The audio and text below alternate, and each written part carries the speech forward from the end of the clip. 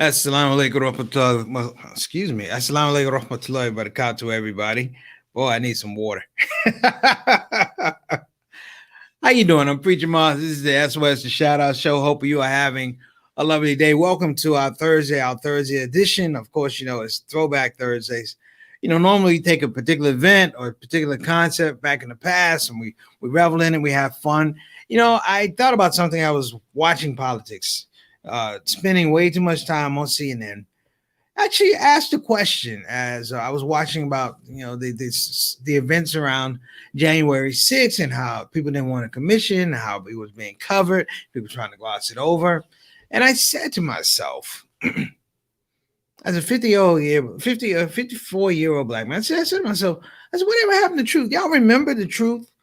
Remember when a conversation was really, really short because you just told the truth? The rhetorical question your mom would ask you, your dad would ask you, who broke that? They weren't asking you to come up with a whole soliloquy. They knew the truth. It was just a matter of them reminding you of the perils of not telling the truth. Half the time, most of us got a whooping. You know why?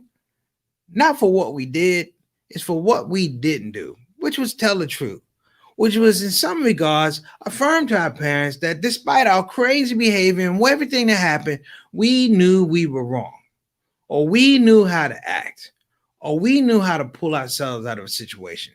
Truth is underrated because people don't understand that it's really tied to emotional intelligence.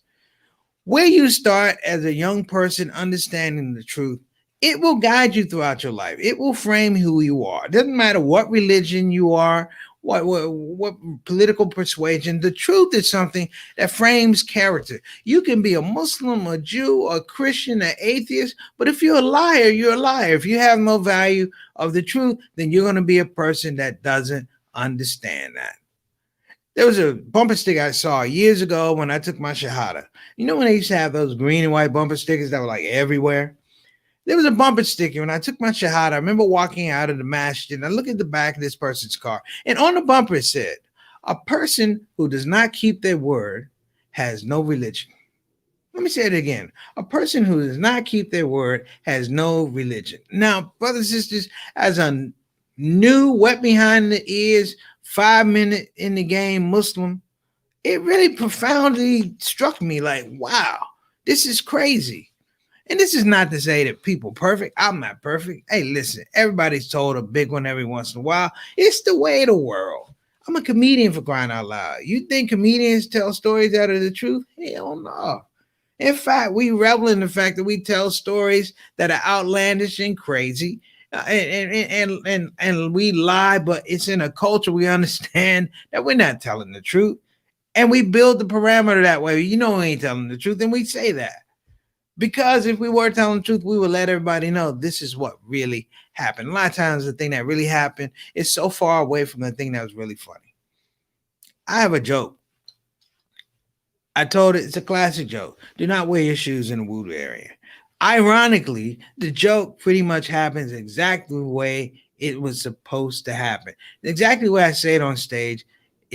What makes it funny is I tell the truth about what happened, and then I go on this tangent in terms of what if I did this, what if I did that. That's taking liberties, but the truth has to be established. The crowd likes that. I enjoy that.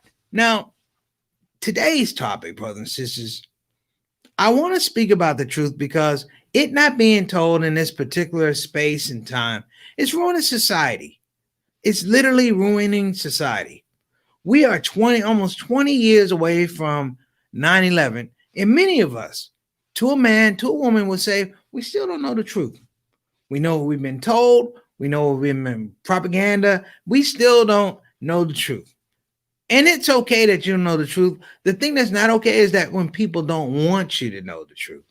You can take all the philosophical machinations about truth. There's 4 types of truth. That's what they tell you in philosophy class, right? 4 types of truth, right? There is objective truth. There is normative truth. There is subjective truth. And then there's complex truth. Again, objective, normative, subjective, complex truth. And it does make sense, brothers and sisters. And I can take those truths, and it's not even a philosophical thing. That is really from the Quran.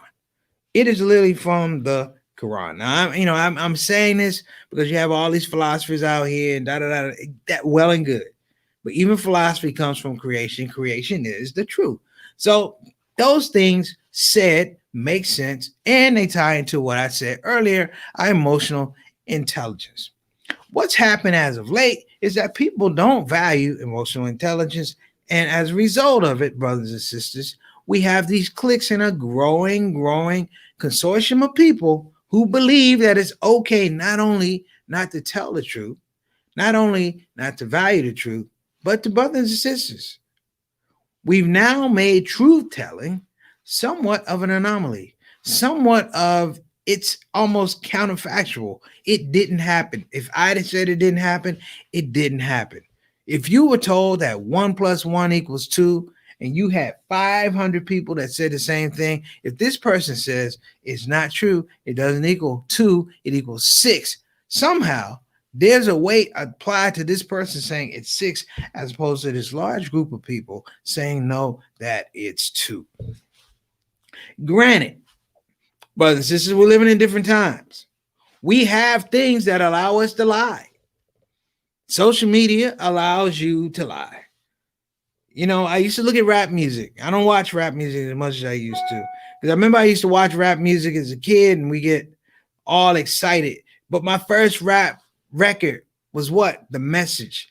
And the thing about The Message was they were singing broken glass everywhere. And they were talking about what they saw in 79. I remember having a conversation with Melly Mel, Grandmaster Melly Mel. And he was telling me about these were the things they were seeing, and they took them to the stage. The parties in the park, all the things that they're talking about.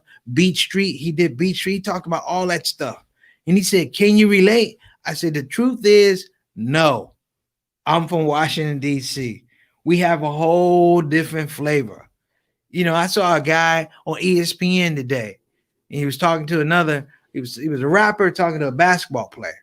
And he said, well, so-and-so, his name's Kendrick Perkins. He used to play for the Celtics. And the guy's name is Quavo. He's a rapper for the Migos. And he tells Kendrick Perkins, he goes, well, we come from nothing. You know how it is. We come from nothing. And I thought about it. If somebody said, and we having a conversation, he goes, we come from nothing. I'm like, no, I come from something. Mom and dad work hard. I went to school. I work hard. You see what I'm saying, brothers and sisters? Just that little bit of a slip in the tongue. You don't come from nothing. You had to have a mom. You had to have a dad. You don't come from them. You just don't show up. Boop. However, leave it to some people. You think they come here on their own, and they think they stay here on their own. But that's not the point, brothers and sisters. That's not the point. As we get into this topic today, I just want everybody to know we're going to be talking about the truth in an old school way, where it has merit, where it has basis, where it has purpose. I remember the stories about telling the truth. Remember George Washington? Everybody had to remember the George Washington story. He chopped down the cherry tree. I cannot fly, Father. I chopped down the cherry tree. You got caught with an axe, George. You can't pretty much lie like that. And black folk, we ain't had no cherry trees, and nobody was giving us no axes. So yeah.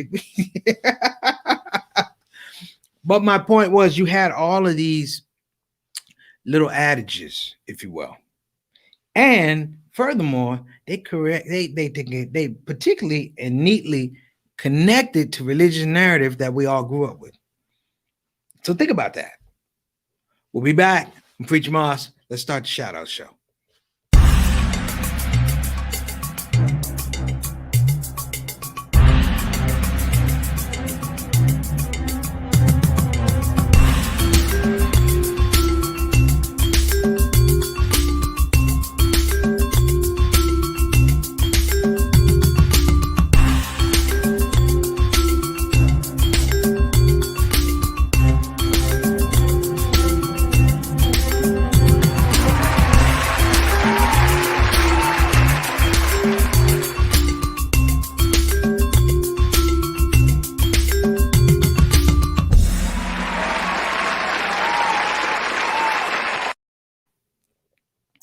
And we're back, everybody.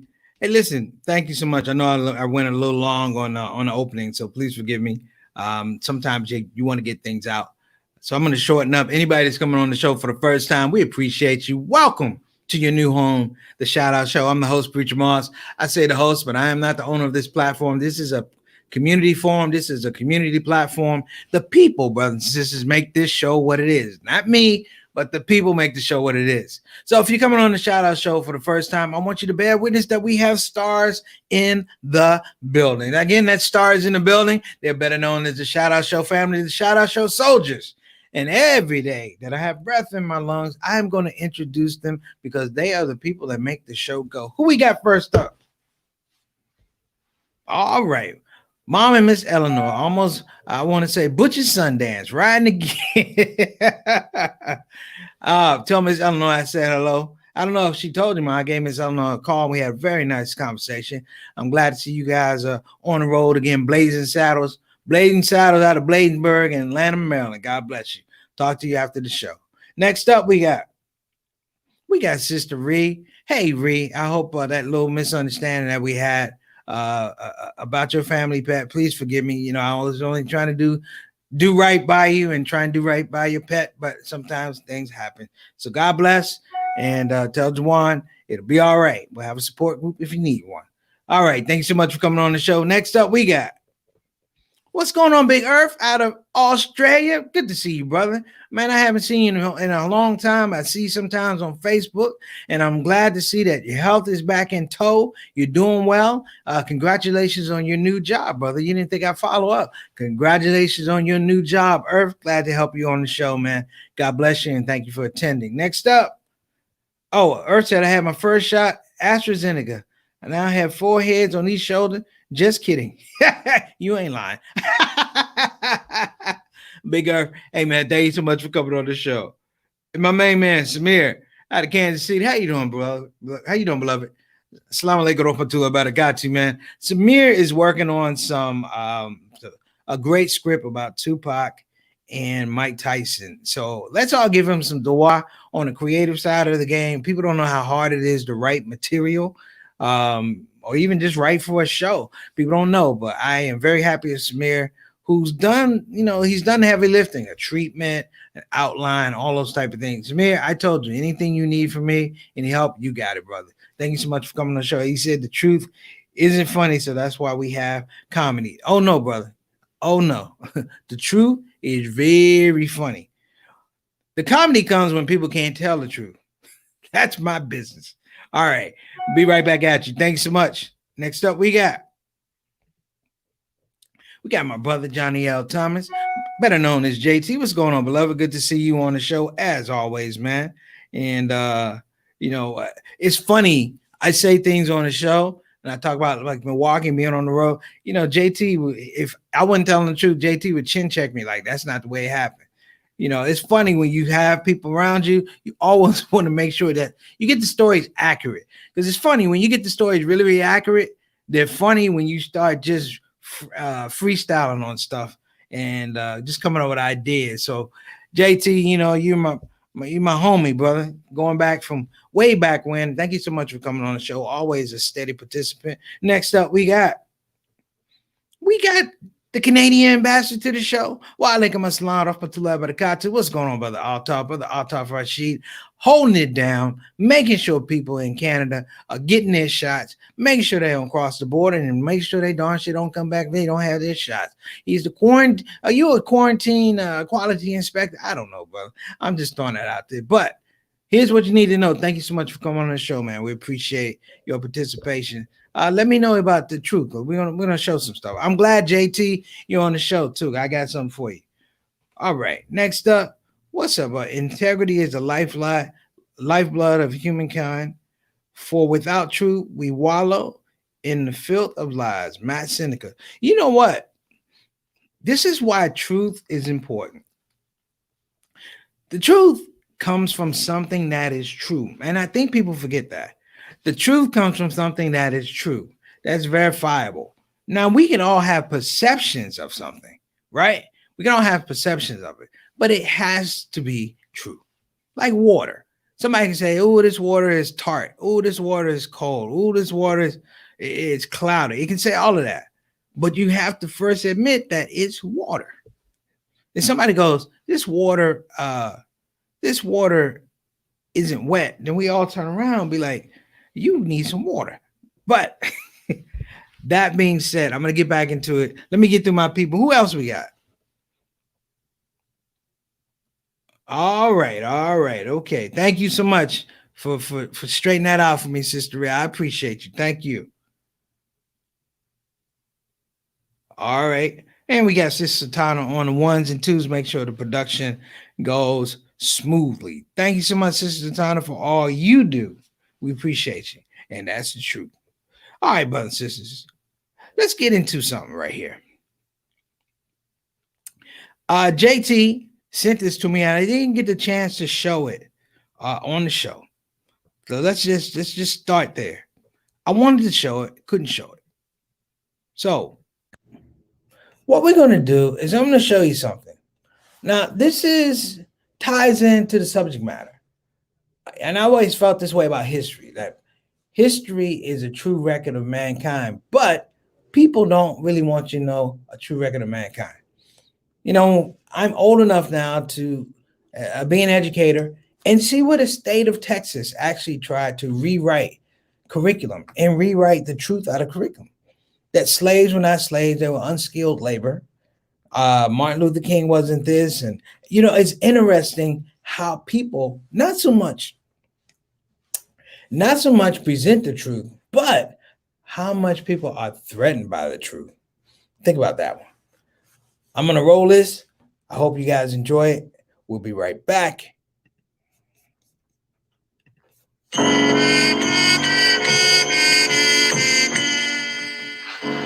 Professor! I got it open!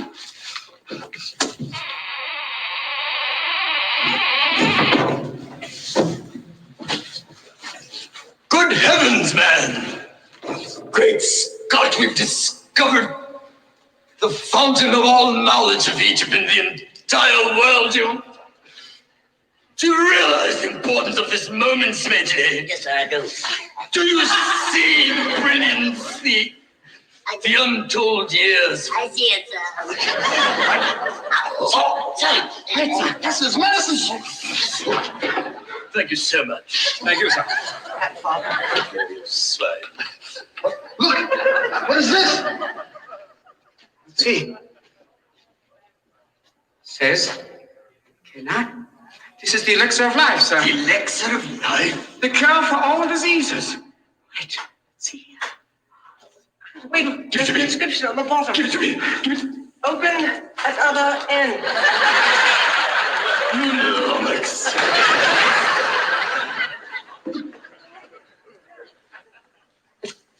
This can't be, man. What? You know what this is? What is it, Buddha? It's the book of life. In the beginning, when man arrived on Earth, the black gods did leave their spacecraft, and they walked, and they named the beasts of the sea and the animals of the land. Heavens. And man in his blackness did walk the earth, making medicine. Medicine? They discovered type. These were all black people got down. Wait a minute. This ain't nothing in here about whitey. This is ours, Jack. Wait till the brothers hear this.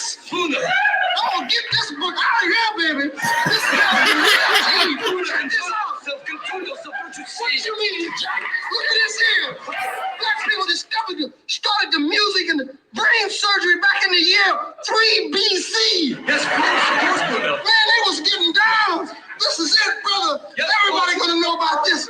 Listen, we can change the history. Civilization will be changed. By all means. Yeah, this is gonna be it. Get the bulldozers. There's nothing here. But. Shut up. Good heavens, time for tea, eh? What?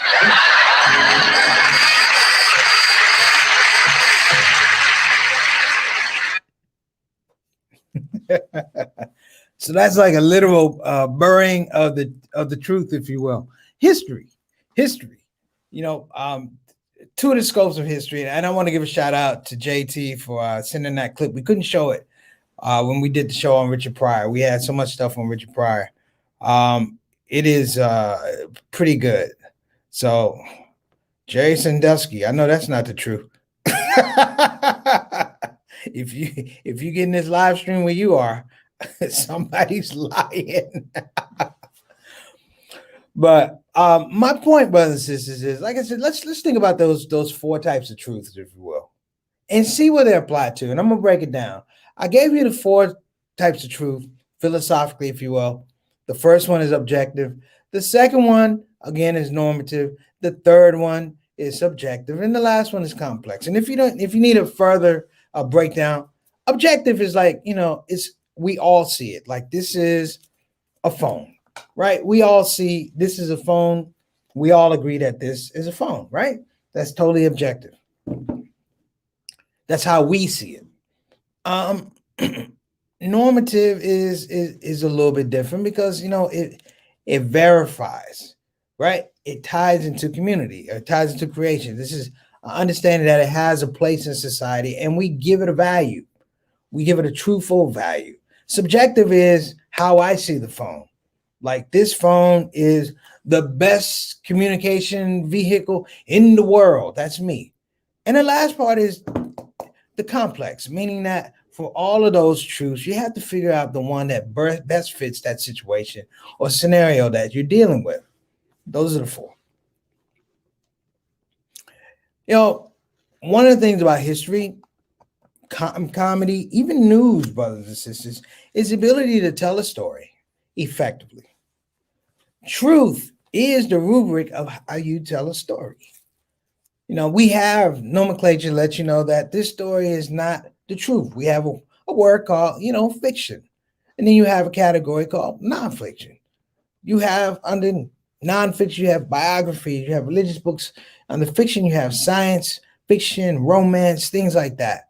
And, again, these are the peculiarities, if you will, and really the courtesies of someone telling us this is what it's really about. As of late, brothers and sisters, I would say even going back maybe 8 years or so, 2 elections, somewhere along the line, the idea of the truth started to get moved out. And I'm going to tell you where the idea of the truth starts taking a detour. Are you ready? It starts taking a detour when we stop listening to our elders. Let me say that again. We stop listening to our elders. We, in many regards, humored them, but we didn't value them. Because we are part of the last generation, brothers and sisters, who didn't grow up with social media. I'm in that spot, whereby when things was being said, it had to be verified. Journalism, for lack of a better word, had a thing called verify your sources.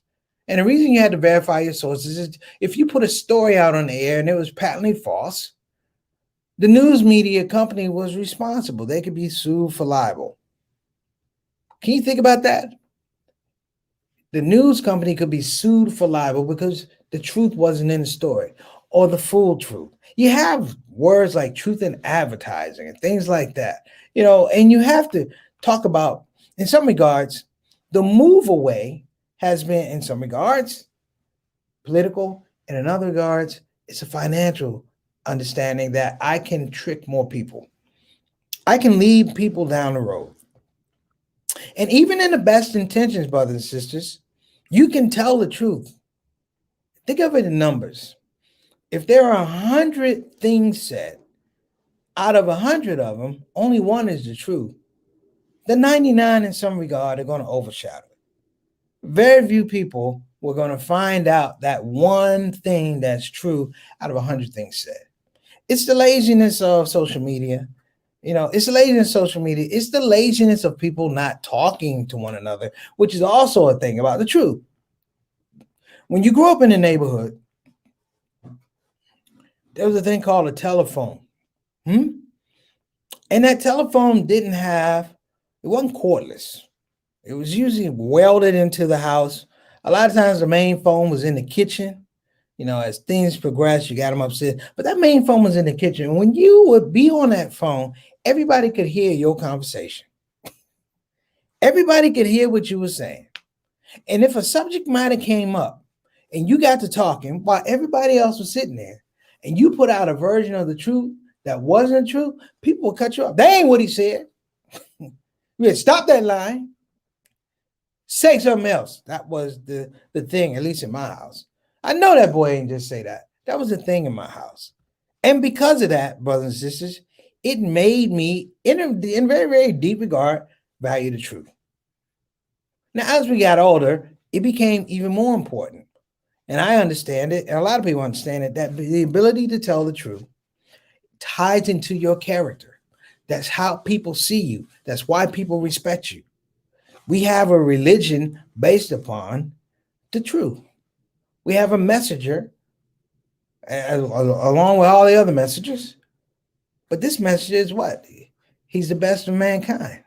He's a truth sayer. Even when it's not to his own benefit, he's a truth sayer. And in that space, you create a community, not just a community. Let me take that back. You create a culture. And in that culture, we have progress. In that culture, we have God, we have God consciousness, but we also have compassion and mercy, and a readily accessible route to deal with things that sometimes are just not pleasant. You know, do you know how much money would be saved if people would say, listen, when you went to court and you committed a crime, there was no trial. It was, did you do it or did you not do it? Now, there's people who didn't do crimes. They didn't commit the crimes that they're accused of, and they should be heard. Well, brothers and sisters, there's people who do crimes. You can watch them do the crime on the video. That's them. Yeah, that's me, but I ain't really do that. As Eddie Murphy said, you're going to believe me or your lying eyes. Think about it, brothers and sisters. We now have pause for that. We now have a situation where we have one of the most bizarre, horrific adventures happen in the Capitol. This January 6th insurrection. And what you have, it's funny because people of color are not being involved in this conversation. They're not being involved in this conversation because to involve them in this conversation makes everyone else a hypocrite. So the politicians look like hypocrites. The insurrectionists look like hypocrites. And it's funny because when you're a liar, you can only tell that lie with confidence and consistency around other liars. So the extraction of the truth, brothers and sisters, have left us with a certain situation whereby we have now a culture of liars. And the culture of liars is growing more and more and more and more. So when I say, y'all remember when you used to tell the truth? Yeah. I got pulled over a cop because you know why I pulled you over? I said, because man, I was flying. You're going to give me a ticket anyway. This just shorten up the process. What is it? 55? I was going 85. You got me. I got no excuse. In fact, anything I tell you further in a lie is probably going to result in an even bigger ticket. Truth. Try it. That's the thing. If you see people lying, this is what we're going to say, hey, the truth. Try it. Listen, that's an old school reflection, my brothers and sisters. I'm asking you, remember when we told the truth? We still do. But guess what? We need to remind other people and say, hey, the truth, try it. All right, my brothers and sisters, that's our show. Let me get to our sponsors. We want to give a shout out to BeFinanciallyIndependent.com. Again, that's BeFinanciallyIndependent.com. The founder, Maxine B. Cade, Esquire, was on our show, our Saturday Spotlight last Saturday. Go back and find that episode. Excellent episode. Got a lot of good reactions from it. The people who are actually in the comment section, great job, great questions. And I encourage all of us, brothers and sisters, to find out the truth about our finances. You know, sometimes we don't want to know. Well, it's not about you want to know. It's like you do want to know. So you have a rubric of how you can establish yourself and get you, whether it's credit, whether it's your savings, whatever, you want to know the truth about those things, particularly money. All right. And if you don't want to go to www BeFinanciallyIndependent.com. You can call 1-800-679-3175. Again, that's 1-800-679-3175. All right. We also want to give a shout out to Bayan Islamic Graduate School. God bless you. I hope you guys are doing well. Now I give a shout out to Bayan. The people, the president, Jihad Turk, the VP, Munir Sheikh. I mean, we have so many people working hard at Bayan, and it's a they're not graduating hundreds of people. But my dua is that they do get to that point, that people become really, really interested in things about the Islamic foundation and learning aspects, techniques, tools, and wisdom to take that religion and apply it out in the world. And not only just for Muslims, I'm talking about for the welfare of everybody. Apply it out in the world. I have my master's. If you told me a couple years ago I'd be doing a master's, I wouldn't have believed you. But the idea that I can even help as a comedian with this little bit of knowledge, or really a lot of knowledge, and an opportunity to take some ideas in my head and run them through this prism, I feel blessed. And I will always say thank you to Bayan. Check them out, bayanonline.org. All right, brothers and sisters, that's it. That's our show. See you for Friday Funnies tomorrow, inshallah. Assalamu alaikum wa rahmatullahi wa barakatuh. Preacher Moss, shout out show.